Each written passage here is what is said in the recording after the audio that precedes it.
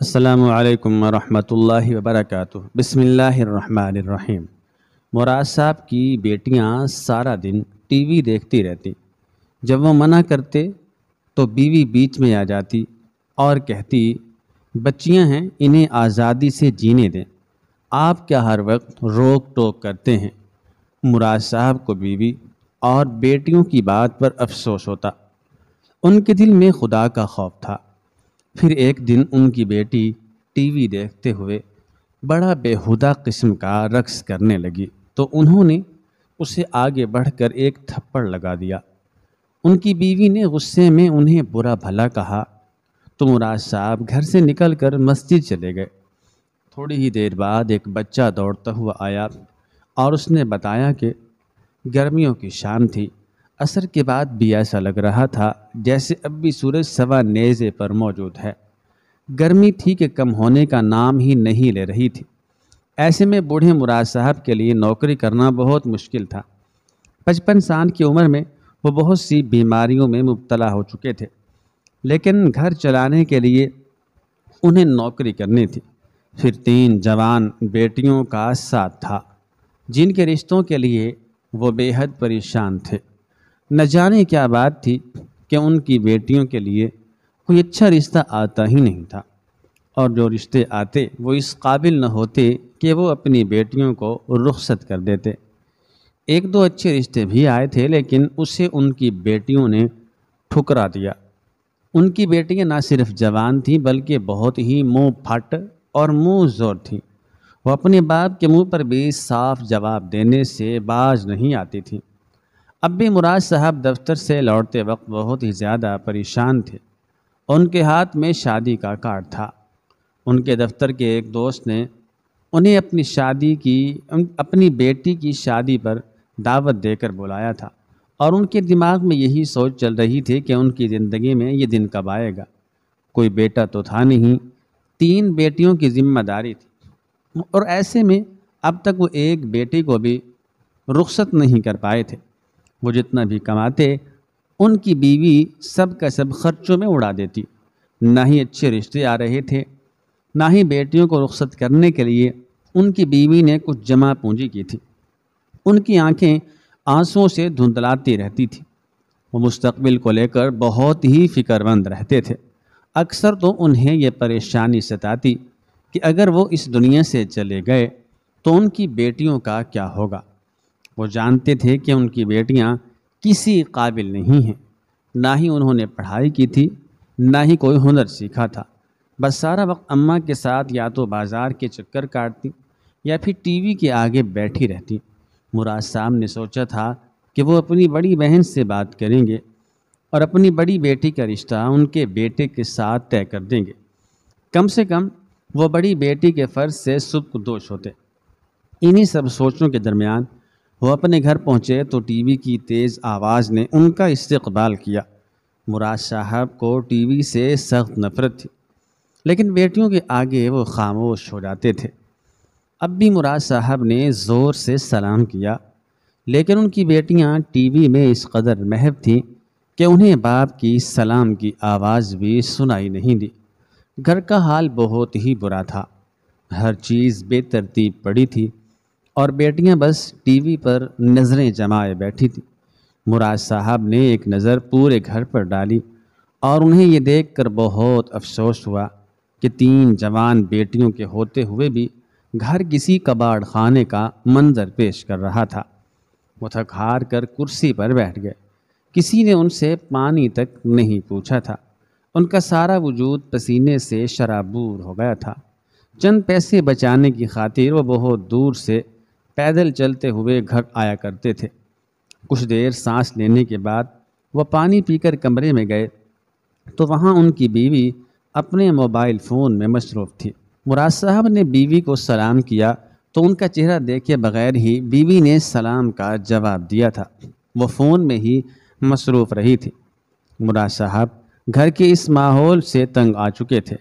نہ بیٹیوں کو کسی بات کا ہوش تھا، نہ ہی بیوی کو۔ مراد صاحب بستر پر لیٹ گئے اور باہر سے آتی آوازوں کو نظر انداز کرنے لگے۔ حالانکہ یہ آوازیں انہیں بہت تکلیف پہنچا رہی تھیں۔ مراد صاحب ایک نیک آدمی تھے، 5 وقت کے نمازی تھے، انہیں اس طرح کی چیزیں پسند نہیں تھیں۔ کچھ دیر بعد مغرب کی اذان سنائی دی تو مراد صاحب نے بیٹیوں کو آواز دی اور کہنے لگے ٹی وی کی آواز کم کرو، لیکن بیٹیاں نہ جانے کون سا ڈرامہ دیکھ رہی تھیں کہ انہوں نے ذرا بھی آواز کم نہیں کی۔ وہ غصے میں اٹھ کر کمرے سے نکلے اور ریموٹ اٹھا کر انہوں نے جیسے ہی ٹی وی کی آواز بند کی تو ان کی چھوٹی بیٹی بدتمیزی سے کہنے لگی، ابا کیا مسئلہ ہے آپ کو؟ اتنا اچھا سین چل رہا تھا، سب خراب کر دیا۔ مراد صاحب نے نرمی سے کہا، بیٹی اذانیں ہو رہی ہیں، اذان کا احترام کرو۔ لیکن ان کی بیٹی ان کے ہاتھ سے ریموٹ چھین چکی تھی اور اس طرح اس نے باپ کو نظر انداز کیا تھا جیسے وہ موجود ہی نہ ہو۔ اس کی یہ حرکت مراد صاحب کو بہت بری لگی تھی، لیکن وہ جوان ہوتی بیٹیوں کے ساتھ زیادہ سختی نہیں کرنا چاہتے تھے، اسی لیے وہ کمرے میں آئے اور اپنی بیوی سے کہنے لگے کہ کچھ تو دھیان دیا کرو، سارا وقت ہماری بیٹیاں ٹی وی میں لگی رہتی ہیں، کم سے کم اذانوں کا تو احترام کریں۔ مراد صاحب کی بیوی نے فون پہ سے نظر ہٹا کر ایک نظر ان پر ڈالی اور کہنے لگی، نماز کا ٹائم ہو رہا ہے، آپ مسجد جائیں، ہر وقت گھر میں شور شرابہ نہ کیا کریں۔ بجائے بیٹیوں کو سمجھانے کے ان کی بیوی نے انہیں ہی گھر سے جانے کا کہہ دیا تھا۔ مراد صاحب نے افسوس بھری نظر بیوی پر ڈالی اور ٹوپی پہن کر نماز کے لیے گھر سے نکل گئے۔ نماز کے بعد دعا میں ہاتھ اٹھائے تو وہ پھوٹ پھوٹ کر رونے لگے۔ انہیں واقعی ہی اس بات کی پریشانی تھی کہ ان کے جانے کے بعد ان کے گھر کا کیا ہوگا۔ ان کی بیٹیوں کا مستقبل انہیں تاریک نظر آنے لگا تھا۔ نماز ادا کرنے کے بعد وہ اپنی بڑی بہن کے گھر چلے گئے اور وہاں جا کر روتے ہوئے انہوں نے بہن کے آگے فریاد کی کہ ان کی بہن ان کی بڑی بیٹی کا رشتہ لے لے، لیکن بڑی بہن نے صاف کہہ دیا کہ انہیں ایسی بہو نہیں چاہیے جسے نہ دین کا پتہ ہو نہ دنیا کا ہوش۔ بڑی بہن نے صاف صاف کہہ دیا کہ آپ کی بیٹیاں نہ پڑھی لکھی ہیں، نہ انہیں گھرداری آتی ہے، نہ دیندار ہیں، میں ایسی لڑکی کو کیسے اپنی بہو بنا لوں؟ مجھے اپنے گھر کا سکون غارت نہیں کرنا۔ ویسے تو ان کی بڑی بہن بہت اچھی تھی، لیکن اس کی بات اپنی جگہ ٹھیک تھی۔ اس لیے مراد صاحب خاموش ہو گئے اور پھر واپس گھر لوٹائے۔ رات کے 11 بجے وہ سونے کے لیے لیٹے، تب بھی گھر میں ٹی وی کی آواز پورے زور سے گونج رہی تھی، اور پھر اسی طرح رات 1 بجے تک وہ کچی پکی نیند میں کروٹیں بدلتے رہے، لیکن ٹی وی کی آواز کم نہ ہوئی۔ ان کی بیٹیاں ساری ساری رات جاگتیں اور آدھا آدھا دن سوتی تھیں، اور یہی وہ باتیں تھیں شاید جن کی وجہ سے کوئی بھی مراد صاحب کی بیٹیوں کا رشتہ لے کر نہیں آتا تھا۔ اگلی صبح مراد صاحب کی آنکھ کھلی تو انہیں شدید بخار تھا۔ مجبوراً انہوں نے دفتر سے چھٹی کر لی۔ آدھا دن تک گھر میں سناٹا رہا کیونکہ ان کی بیٹیاں سوئی پڑی تھیں، لیکن جب وہ ظہر کی نماز کے بعد بھی نہ اٹھیں اور نہ ہی ان کی ماں نے ان کو اٹھانے کی کوشش کی تو مراد صاحب غصے میں بول پڑے، تم بیٹیوں کو تمیز کیوں نہیں سکھاتی ہو؟ دن میں سونے اور رات کو جاگنے کا کون سا طریقہ ہے؟ میں بیٹیوں کی شادی کو لے کر پریشان ہوں، تم نے بھی کچھ جمع جوڑ نہیں کیا ہے، ہماری بیٹیوں کا کیا بنے گا؟ مراد صاحب کی بیوی نے ایک نظر ان پر ڈالی اور کہنے لگی، ہماری بچیاں ہم پر بوجھ نہیں ہیں، اور آج کل کے دور میں تو ہر گھر میں ایسی ہی روٹین ہوتی ہے، آپ پتہ نہیں کیوں چھوٹی چھوٹی باتوں پر اتنا شور مچاتے ہیں، جا کر آرام کریں، آپ کو میں کمرے میں کھانا لا دوں گی۔ آپ گھر میں ہیں تو اس کا مطلب یہ نہیں کہ بچوں کے پیچھے ہی پڑ جائیں، آپ انہیں آزادی سے ان کی زندگی جینے دیں۔ مجھے اچھی طرح معلوم ہے کہ یہ سب باتیں آپ کو آپ کی بڑی بہن سکھاتی ہے، کل بھی آپ اس کے گھر جا کر آئے تھے، اب آ کر آپ نے ہمیں سنانی شروع کر دی ہیں۔ ان کی اپنی بیٹیاں کیا کرتی پھرتی ہیں، انہیں اس کی تو خبر نہیں، اور میری بیٹیوں کو برا کہتی ہے۔ ان کی بیوی نے الٹا انہیں ہی برا کہہ دیا تھا، اور وہ پھر خاموش ہو گئے تھے، جانتے تھے کہ زیادہ کچھ کہیں گے تو نیا جھگڑا کھڑا ہو جائے گا۔ شروع میں وہ بیوی پر بہت روک ٹوک لگاتے تھے، اسے صحیح غلط سمجھاتے تھے، اسی وجہ سے بار بار ان کی بیوی میکے جا کر بیٹھ جایا کرتی تھی۔ بیٹیاں پیدا ہوئیں تو مراد صاحب کی اماں نے سمجھایا کہ اس طرح بار بار بیوی کا گھر چھوڑ کر جانا ٹھیک نہیں ہے، بیٹیوں پر برا اثر پڑتا ہے، تم ہی کچھ صبر سے کام لو۔ اور پھر اس دن کے بعد سے مراد صاحب پوری طرح خاموش ہو گئے تھے، اور اسی بات کا مراد صاحب کی بیوی نے خوب فائدہ اٹھایا تھا۔ وہ پوری طرح اپنی منمانی کرنے لگی تھی۔ کبھی کبھی تو مراد صاحب کو اس بات پر بہت افسوس ہوتا کہ انہوں نے ماں کی پسند کو ٹھکرا کر اپنی مرضی کی شادی کیوں کی تھی۔ دراصل ان کی اور میمونہ کی محبت کی شادی تھی۔ میمونہ ان کی محلے دار تھی، وہ بچپن سے ہی اسے دیکھتے آئے تھے، لیکن جب وہ جوان ہوئی تو مراد صاحب کے دل میں اتر گئی۔ مراد صاحب نے فیصلہ کیا تھا کہ وہ میمونہ سے شادی کریں گے، اور جب یہی بات انہوں نے اپنی والدہ کو بتائی کہ وہ میمونہ کو پسند کرتے ہیں اور اس سے شادی کرنا چاہتے ہیں، تو ان کی والدہ اور بہنوں نے صاف منع کیا۔ کہنے لگیں وہ لڑکی خوبصورت ضرور ہے، لیکن اس کی سیرت اچھی نہیں، نہ ہی وہ دیندار گھرانے سے ہے، اور نہ ہی ان کے گھر میں لڑکیوں کی کوئی تربیت ہے۔ مراد صاحب کی والدہ کے لیے لڑکی کا دیندار ہونا بہت ضروری تھا۔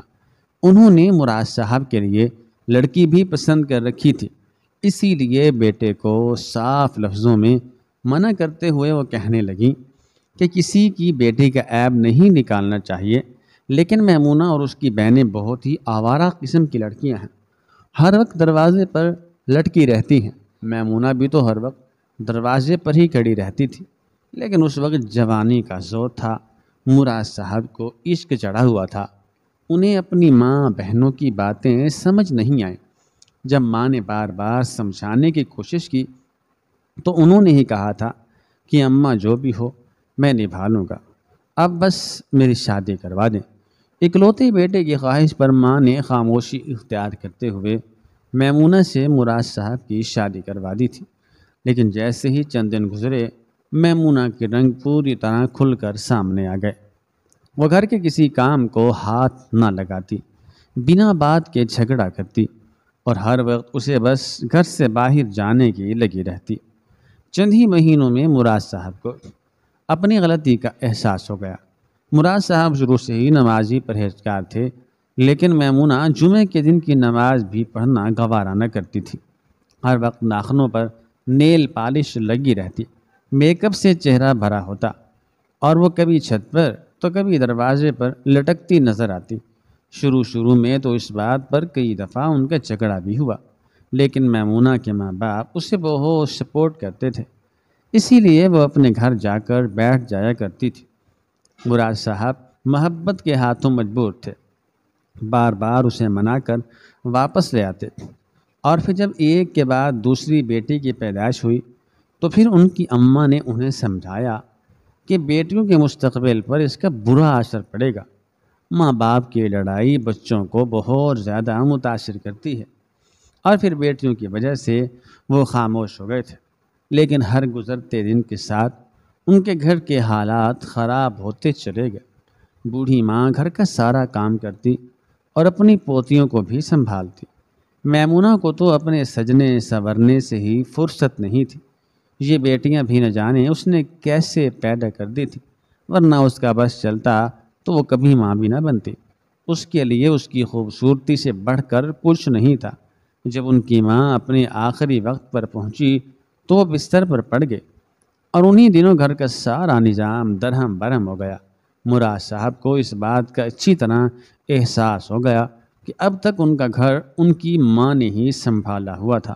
ماں کا انتقال ہوا تو میمونہ نے اور بھی کھل کر منمانی شروع کر دی، نہ ہی بیٹیوں پر توجہ دیتی، نہ ہی گھر پر۔ اسی محلے میں اس کی کافی ساری سہیلیاں تھیں، وہ کبھی کسی سہیلی کے گھر چلی جاتی تو کبھی کسی کے۔ سہیلی کو لے کر بازار کے لمبے چکر پر نکل پڑتے، اور پیچھے سے مراد صاحب دفتر کے ساتھ گھر بھی سنبھالتے۔ کچھ عرصے تک ان کی بیٹیاں اسکول گئیں، اس کے بعد وہ بھی گھر بیٹھ گئیں۔ انہیں بھی ماں کی طرح ہر وقت تیار رہنے کا شوق تھا۔ بڑے بڑے ناخنوں پر نیل پالش لگائے، مہندی سے ہاتھ سجائے وہ خود کو کسی فلم کی ہیروئن سمجھتی، جبکہ مراد صاحب چاہتے تھے کہ ان کی بیٹیاں دیندار اور نیک ہوں۔ مگر بیٹیوں پر ماں کی تربیت کا اثر تھا کہ وہ مراد صاحب سے ہی بدتمیزی پر اتر آتی تھی، اور اب تو ان کے رشتے بھی اسی وجہ سے نہیں آ رہے تھے کیونکہ ہر کوئی میمونہ کی فطرت سے واقف تھا۔ سب کا یہی کہنا تھا کہ اس نے اپنی بیٹیوں کو بھی اپنے جیسے ہی پروان چڑھایا ہے، جس طرح میمونہ نے اپنے گھر کو نظر انداز کیا اس کی بیٹیاں بھی یہی کریں گی۔ اور یہی وجہ تھی کہ مراد صاحب ہر وقت اسی فکر میں گھلنے لگے تھے۔ کبھی کبھی تو وہ سوچتے کہ کاش اپنی ماں کی بات مان کر وہ میمونہ جیسی عورت سے شادی ہی نہ کرتے، تو آج ان کی زندگی ایک نارمل انسان جیسی ہوتی۔ ایسے ہی فکروں میں ڈوبے کئی دن نکل گئے، اور پھر ایک دن دوپہر وہ دفتر کے کام جلدی نمٹا کر گھر واپس لوٹے تو یہ دیکھ کر حیران رہ گئے کیونکہ گھر کے دروازے پر ایک غیر لڑکا کھڑا تھا اور ان کی بیٹی ہنس ہنس کر اس سے باتیں کر رہی تھی۔ مراد صاحب کو دیکھتے ہی وہ لڑکا فوراً وہاں سے کھسک گیا، جبکہ ان کی بیٹی اندر دوڑی۔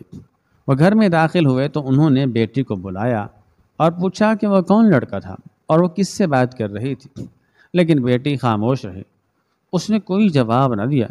وہ سختی سے پوچھنے لگے تو ان کی بیوی آ گئی، کہنے لگی کیا بات ہے، گھر آتے نہیں ہیں کہ ہنگامہ شروع کر دیتے ہیں، ہر وقت بیٹیوں سے پولیس انسپکٹر کی طرح تفتیش نہ کیا کریں۔ مراد صاحب نے غصے میں کہا کہ جوان بیٹی کسی غیر لڑکے کے ساتھ دروازے پر کھڑی باتیں کر رہی تھی، کیا اس پر بھی میں سوال جواب نہ کروں؟ مراد صاحب کی بیوی نے عجیب نظروں سے انہیں دیکھا اور کہنے لگی آپ نے بھی تو مجھے دروازے پر ہی دیکھ کر پسند کیا تھا نا، تو پھر اب بیٹی کو کیوں برا کہہ رہے ہیں؟ یہ عمر ایسی ہی ہوتی ہے، ہر لڑکی کو تیار رہنے کا شوق ہوتا ہے، میں بھی اپنی جوانی میں ایسی ہی تھی اور آپ نے مجھے ایسے ہی پسند کیا تھا۔ بیٹی کے سامنے ایسی بات سن کر مراد صاحب شرمندہ ہو گئے اور کہنے لگے میں نے کبھی تم سے دروازے میں کھڑے ہو کر بات نہیں کی تھی، تمہیں پسند ضرور کیا تھا لیکن فوراً ہی اپنی والدہ کو بھیج کر تم سے رشتہ طے کیا تھا اور تمہیں عزت سے رخصت کروا کر لایا تھا۔ میں نے ایسی کوئی حرکت نہیں کی تھی کہ جس کی وجہ سے تمہاری یا تمہارے باپ کی بدنامی ہوتی۔ محلے میں 10 لوگ دیکھیں گے تو کیا کہیں گے؟ اور پھر سب سے پہلے تو میں یہ جاننا چاہتا ہوں کہ وہ لڑکا کون تھا جو بھری دوپہر میں ایسے ہمارے دروازے پر کھڑا تھا۔ مراد صاحب کی بیٹی کہنے لگی ابا وہ میری دوست کا بھائی تھا، کسی کام سے آیا تھا، آپ نے تو بلا وجہ ہی ہنگامہ کھڑا کر دیا ہے۔ اور پھر اماں کی شے پر وہ ٹی وی کھول کر بیٹھ گئے۔ مراد صاحب نے غصے سے بیوی کو دیکھا اور کہنے لگے تم ہی کچھ ہوش کر لو، میں پہلے ہی ان کے رشتوں کی طرف سے پریشان ہوں، یہ ایسی حرکتیں کریں گی تو کیا خاک ان کے رشتے آئیں گے؟ بیوی نے ایک نظر مراد صاحب پر ڈالی اور کہنے لگی آپ ان کے رشتوں کی فکر نہ کریں، یہ اپنے لیے خود ہی لڑکے پسند کر لیں گی تو ہم انہیں رخصت کر دیں گے، ویسے بھی اماں ابا کی مرضی سے شادی کرنے کا دور اب نہیں رہا۔ ان کی بیوی خوب تیار تھی، کہنے لگی میں ذرا پچھلی گلی میں اپنی سہیلی کے گھر جا رہی ہوں، آپ بھی جا کر آرام کریں، اب بیٹیوں کو کچھ کہنے کی ضرورت نہیں ہے، جوان بچوں کے پیچھے نہ لگا کریں۔ یہ کہہ کر وہ گھر سے نکل گئی تو مراد صاحب سوچنے لگے کہ کاش میں نے اپنے ماں باپ کی مرضی سے شادی کی ہوتی تو آج مجھے یہ دن نہ دیکھنا پڑتا۔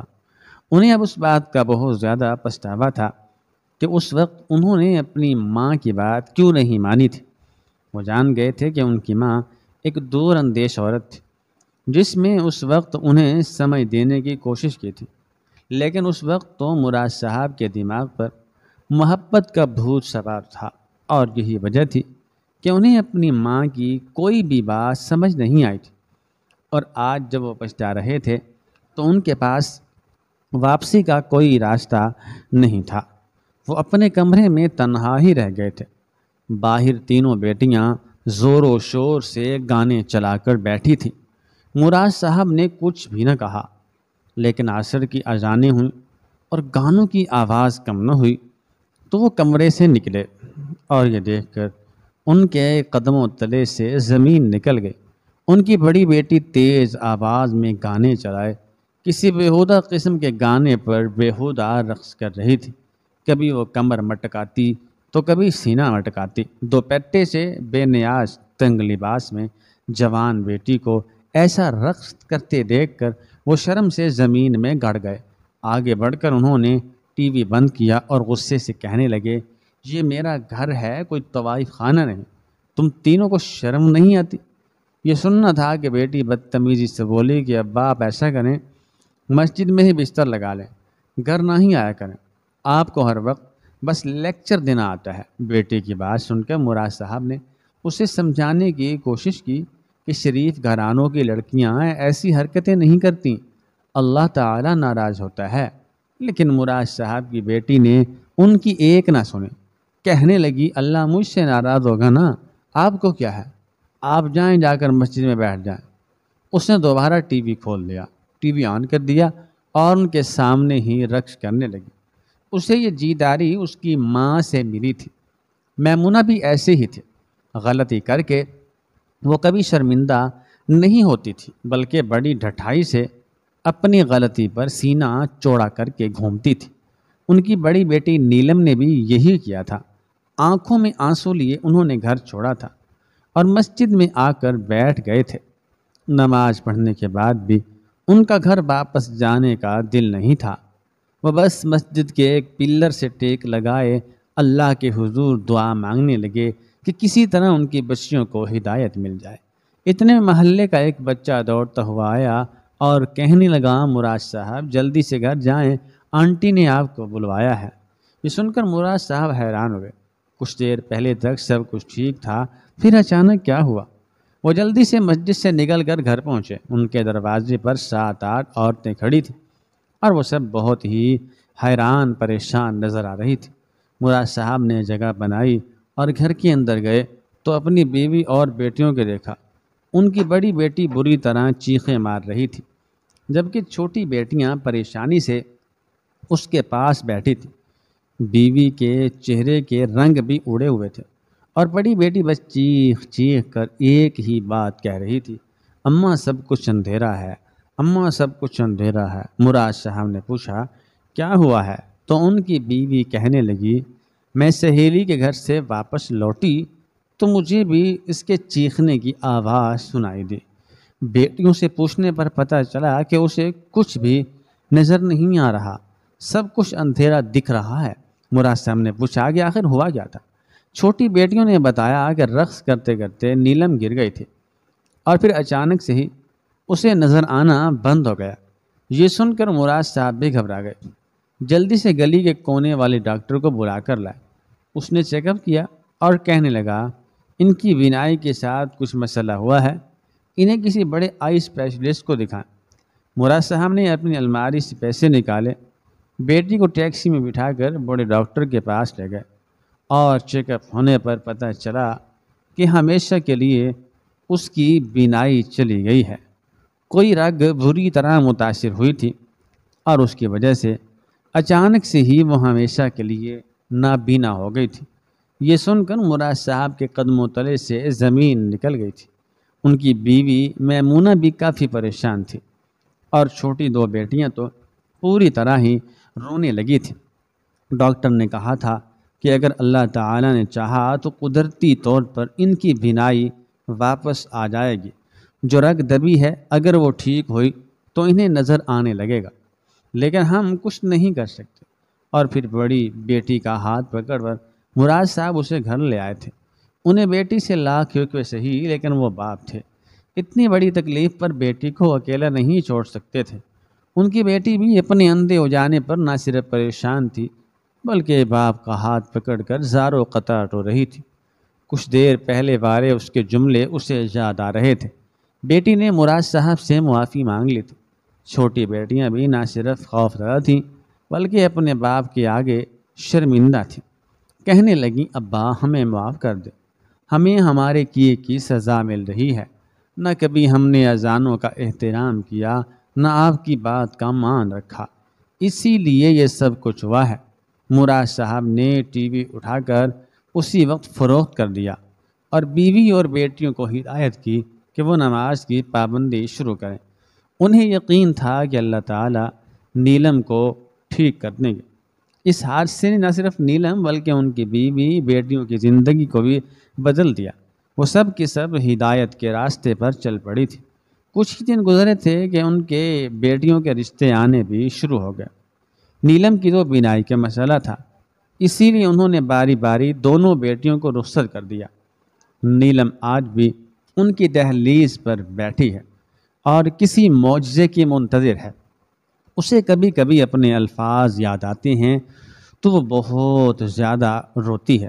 اس نے اللہ تعالیٰ کے احکام کی روگردانی کی تھی اور اس کی سزا اسے بہت بری طرح مل گئی تھی۔ لیکن غلطی صرف نیلم کی نہیں تھی، نیلم کی ماں کی بھی تھی، جس نے بیٹیوں کی اچھی تربیت نہیں کی تھی۔